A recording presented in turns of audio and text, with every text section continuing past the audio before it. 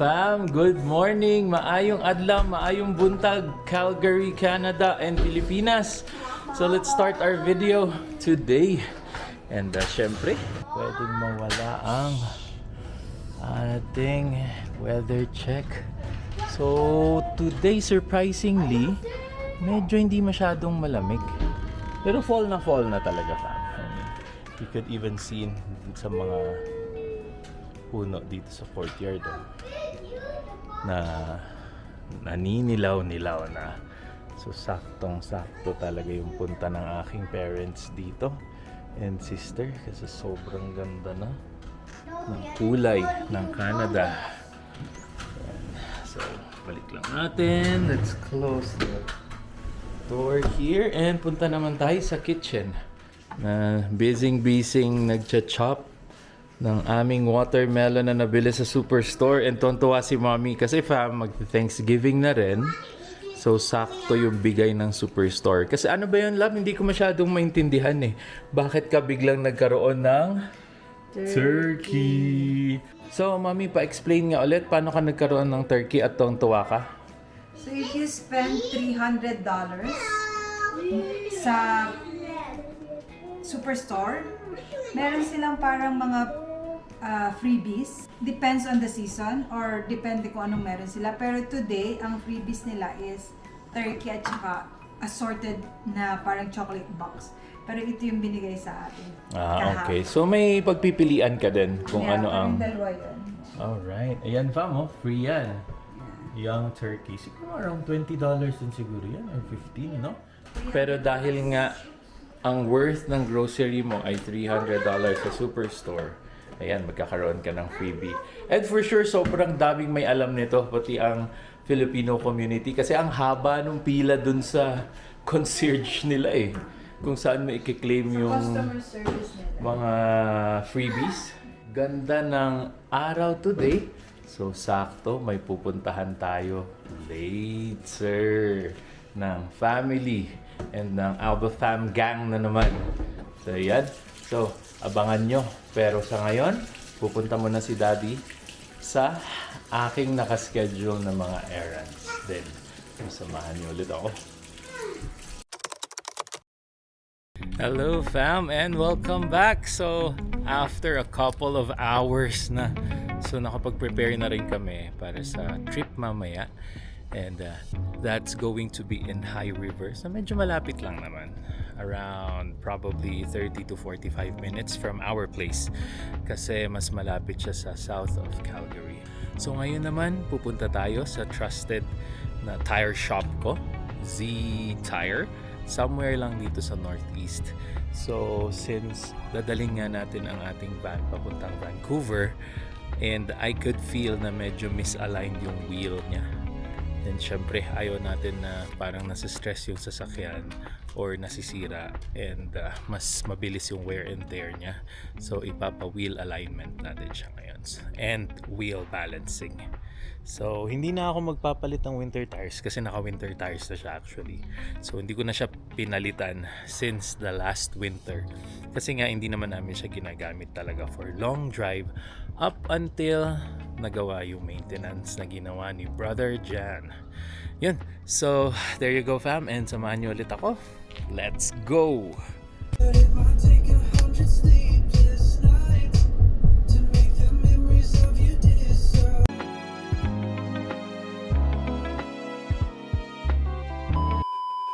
Alright fam, so nandito na tayo sa ating favorite tire shop.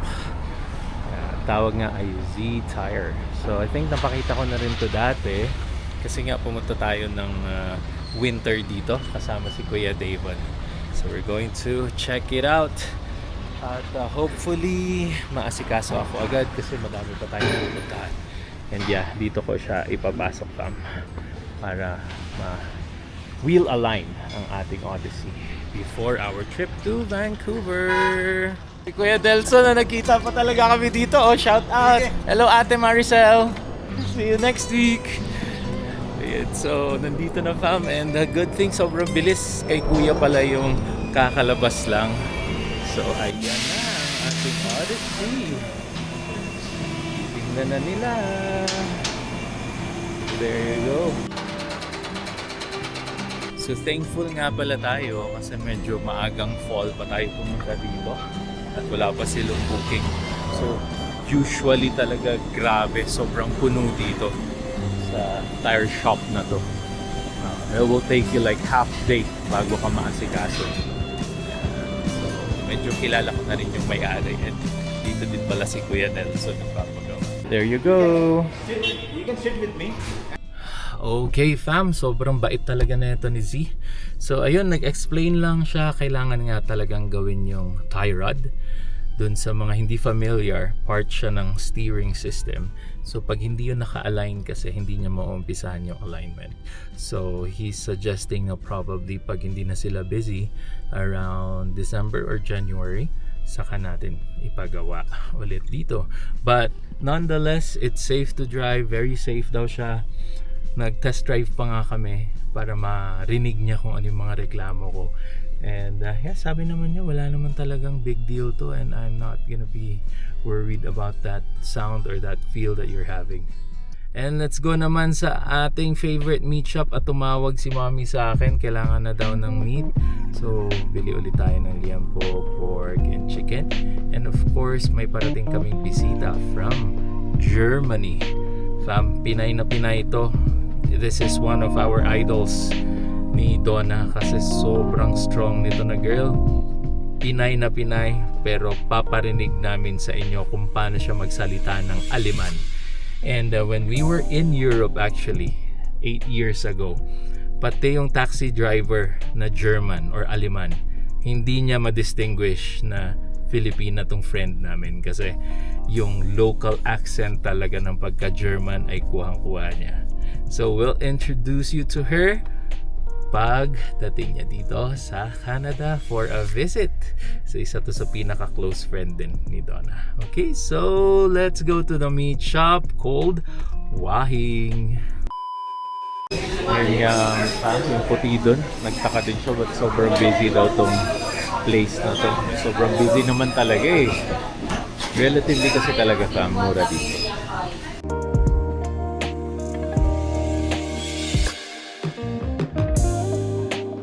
So nalagay na natin ang meat sa loob ng van. So ang dami ko na namang nabili. Sabi ni mommy mga good for 2 weeks lang daw pero I can't help it. Sobrang mura niya. Might as well bumili na ng isang bagsakan.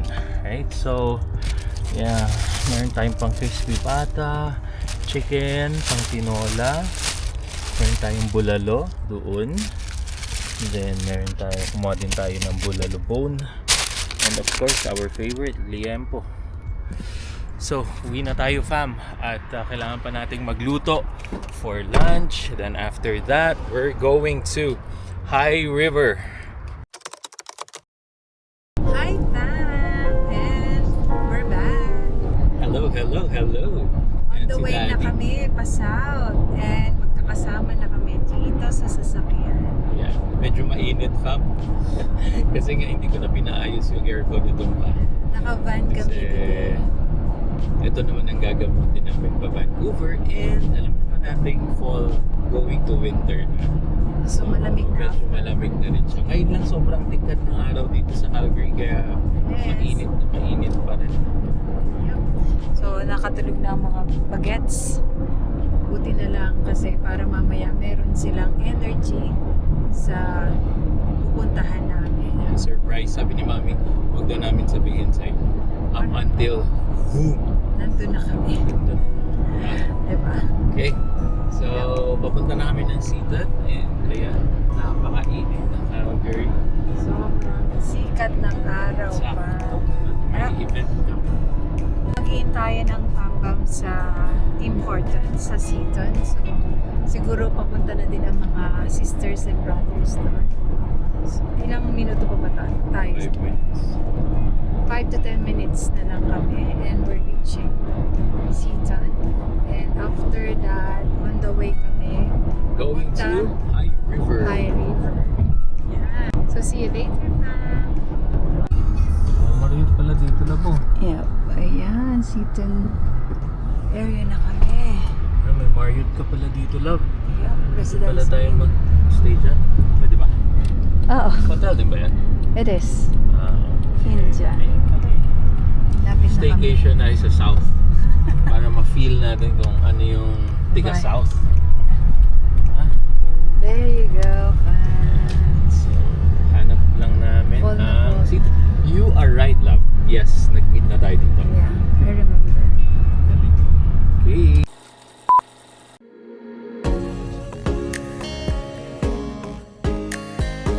And we're here in High River! Nasa High River na kami. This town is around 20 to 30 minutes no? From Calgary. So, sobrang lapit lang. Famous nga pala tong town na to kasi nandito ang sikat na meat plant, Cargill Meat Shop. So, madaming mga kababayan natin na naging PR dahil dito sa company na to. Yeah. Dahil sa industry na to. Sobrang laki na ito, fam, talaga ng industry na to. Like, isa siya sa institusyon dito sa High River. High At River. sobrang daming Filipino din na kababayan natin na nag-work dito. Yeah, at nakatira. Nakatira. Yeah. Oh, syempre dito na sila nakatira eh. Ayan. So, let's go! And ayan, nasa field na tayo. And dito din pala nakatira ang aming kapamilya. Si Uncle Arnel. Dito siya sa High River. So, malapit lang din siya sa amin. So, nakita niyo naman sa last few videos namin na kasama namin siya. So, sa Cargill siya nag-work. And ang dami nang nakapark. Ayun, Okay fam, so nandito na tayo sa parking. Spritzel or pretzel? No. Spitz. I'm kidding. Pero nandito na kami sa elementary school ng High River. Dito na kami magpo-parking kahit na medyo malayo.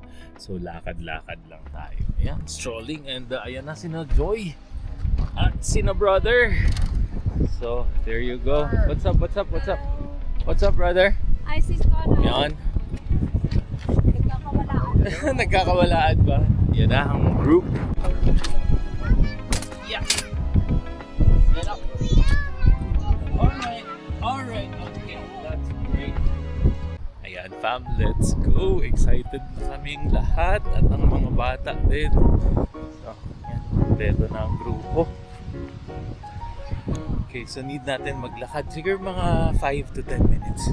Kasi medyo malayo talaga yung parking na napuntahan namin. Pero at least sure and safe. Kasi within the vicinity ng elementary school. Si Kuya, are you excited, Kuya? Yes. Bukan na natin. Yan fam, oh, look at this house. Very unique. Sabi ni Joseph, ito daw yung solusyon sa baha. Kasi look at that. Ang taas na ng bahay nila.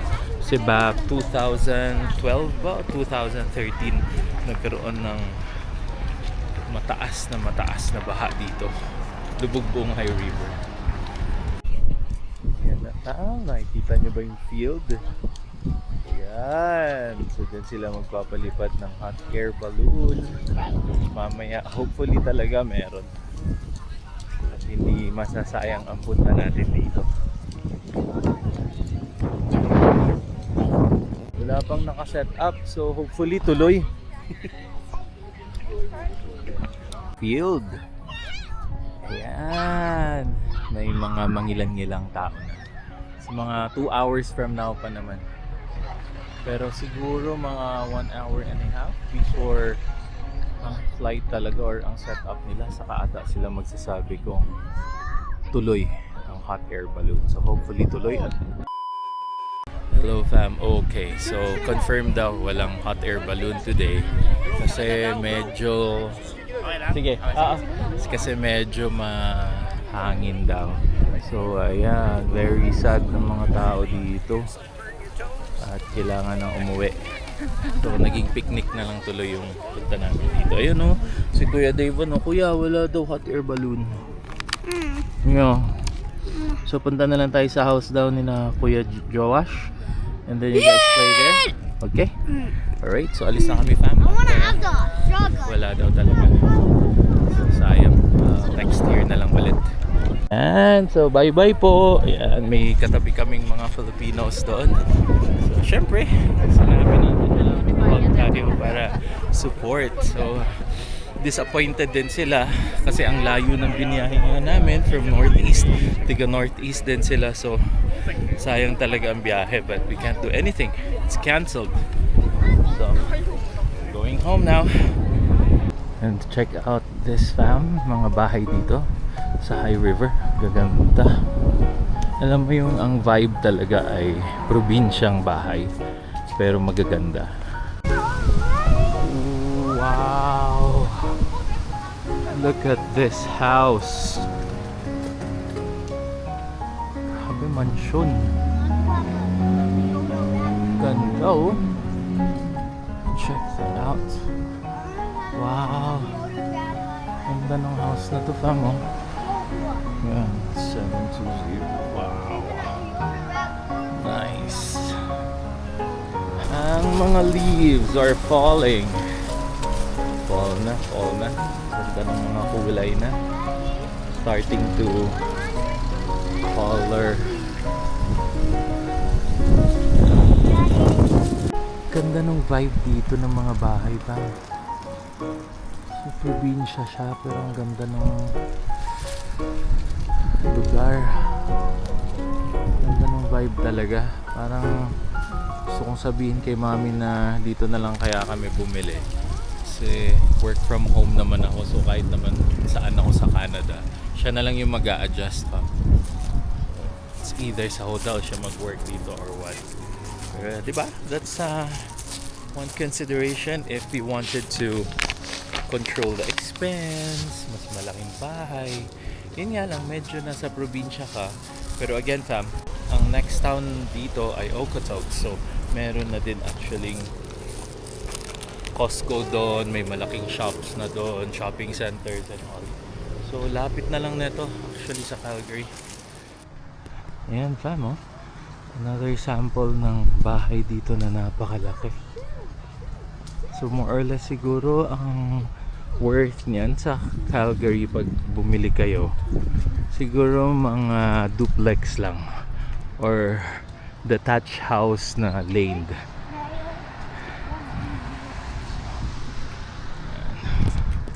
Ganda, ganda ng community dito. No wonder fam na madaming Filipinos ang nagsistay dito, lalo na dito yung work nila. So dito na lang din sila bumibili.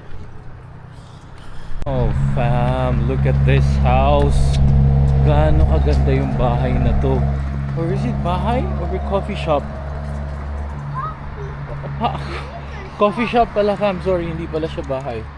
So the Noble Tea House. Ganda. Ganda naman ng tea house. Aesthetic talaga eh. Pinag-isipan yung design. Yan, so malapit na kami dito sa school fam, kung saan kami nag-park kanina. So again, it's a very sad day. Not just for us, but for everyone na pumunta dito na hoping makakita ng hot air balloon. And yun nga, sabi ko nga dun sa isang group of Filipinos na nakakarating lang, sorry po, wala po, canceled ang hot air balloon. Ayan. So sobrang lungkot din nila kasi same kami ng lugar na pinanggalingan eh. Ito napakalayo. So there you go fam, oh. May isang bahay dito na maganda, may isang super cozy house, and syempre may race car siya dun sa loob. And ganda ng mga bahay dito. Probinsya feels pero I think modern naman din yung loob. So absolutely gorgeous place. High River, ganda mo. Visit kami ulit next time dito. So, nasabi na nga ni Daddy na cancel ang aming lakad. Hindi naman, Nakakasad. na-cancel lang yung hot air balloon. Ah, yes. Yung hot Hindi air yung balloon. lakad. Ayan, Hot air so, balloon. Ay, nako, sayang. Grabe ang lungkot talaga ng mga mukha doon fam, ng mga tao, lalo na yung mga Pinoy din na galing pang malayong lugar. Kahit yung mga bata kasi they're excited Yeah. talaga eh, di ba? Talaga, Pero syempre, thankful pa rin tayo kasi at least nakapasyal tayo dun sa High River. sa High River. Ayun. Saka alam na namin yung area. So, next year, balikan natin siya. Yeah. Para alam na natin kung saan tayo manunood ng hot air balloon next So, year. syempre, ang group ay mabilis mag-transition yan. Mabilis mag-planning pa. Yeah. So, saan tayo pupunta ngayon? So, syempre, napag-usapan namin, hindi pwedeng wala tayong lakad after nito kasi nga hindi na natuloy ang panunood ng hot air balloon. So, nagkaayaan tayo kila Sis Joy. So, first time namin makakapunta kila Sis Joy. Saan ba area nila? Nakalimutan ko. Saan area? Yorkville daw eh. Ah, okay. So, malapit just ata din sa somewhere May McLeod. here. Yeah, okay. Yan. Okay, So, sure. first time din namin makapunta doon. So, bisitahin natin ang bahay ni Sis Joy. Yes, sir. So, banding lang kami ngayon. Siyempre, Pinoy tayo. Karaoke, di ba? Okay, so pakita namin ng snippets yung bahay ni Sis Joy. Ano po, townhouse eh, no? Parang Townhouse din siya. Yeah. Ayan, so see you later, fam. Driving lang Nasa tayo. Calgary na nga Ayan. pala kami. Nasa Calgary na nga pala. Calgary. Lugar ni na John and Joy. Ganda, Yorkville, huh? Ganda ng Yorkville din, no? Yan, so mga townhouses yung nandito. You know? There you go! There you go, fam! So ito, sabi ko ng crispy pata, and nag-order ng pizza, may cake, and ang very good namin na mi goreng. Upcoming yan. Check. Okay, go. Let's go!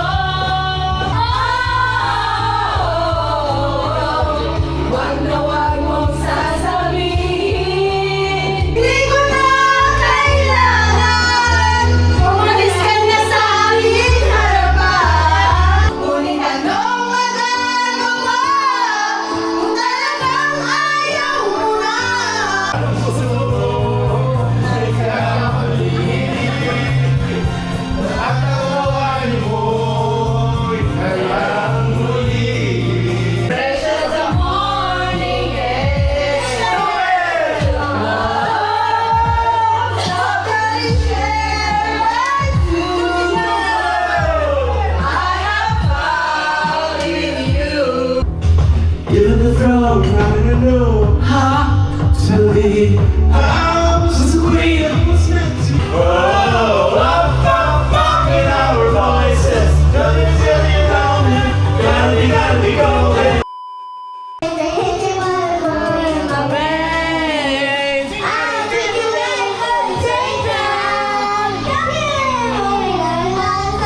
I'm gonna show you how to